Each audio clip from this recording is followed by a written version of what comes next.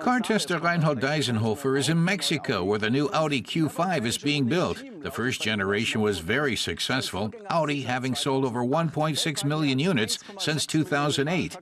Normally, you wouldn't be keen to change much, but nevertheless, the developers gave it a reworking. You might not notice from the outside, with the new edition looking almost identical to its predecessor, but Reinhold's more interested in the character of the car and the technology inside. Und deshalb fühlen wir dem neuen Audi Q5 jetzt auf den Zahn. The Q5 comes with quite a few extras, some you spot immediately, like the new features in the interior. More about that later. But the new driver assists, some of which are optional, are less obvious. If you're stuck in traffic, for example, the Q5 can steer itself, following the vehicles ahead. The car can also detect a potential head-on collision and brake if necessary. The new Q5 is up to 90 kilos lighter than its predecessor. There's a choice of 30 different warning and assist systems. For those who drive a lot, Reinhold recommends the Quattro Ultra all-wheel drive system. It decouples the front axle from the rear, activating the latter only when needed. The sensors are fast to react, preempting any potentially hazardous situations before they can arise. Another advantage over permanent all-wheel drive, it saves fuel. In Germany, the Q5 comes with a choice of 1 gasoline and 3 diesel engines. We're testing the most powerful diesel, a 2-liter unit with 140 kilowatts.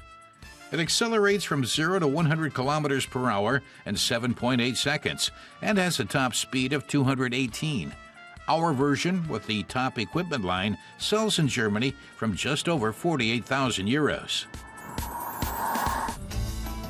Little has changed in the exterior design.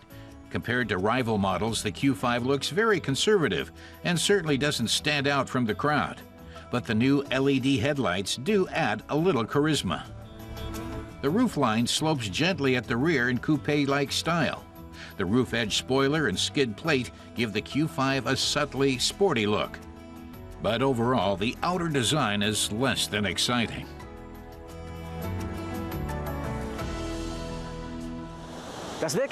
What's really new, says Reinhold, is the air suspension, something that only Daimler offers in this class otherwise.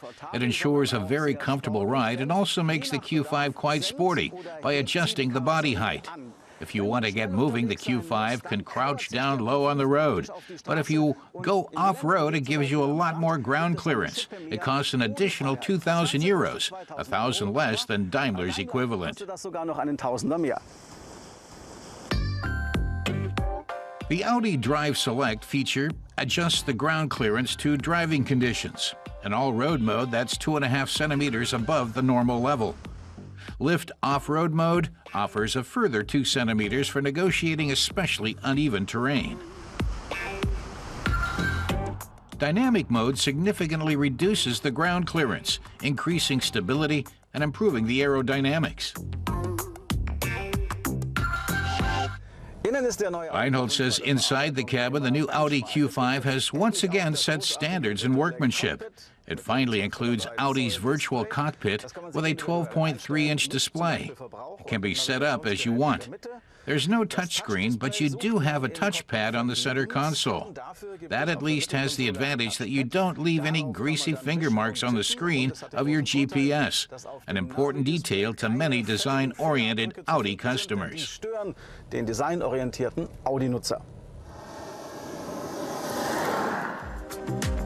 Audi says the interior is designed to be a feel-good lounge, and thanks to the increased space for all passengers, you can certainly spread out.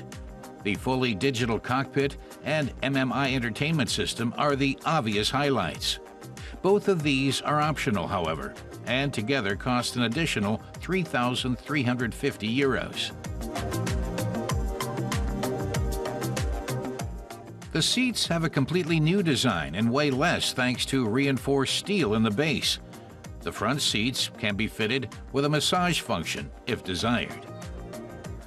Reinhold thinks if a car is really new, it should look different, but that's his only criticism.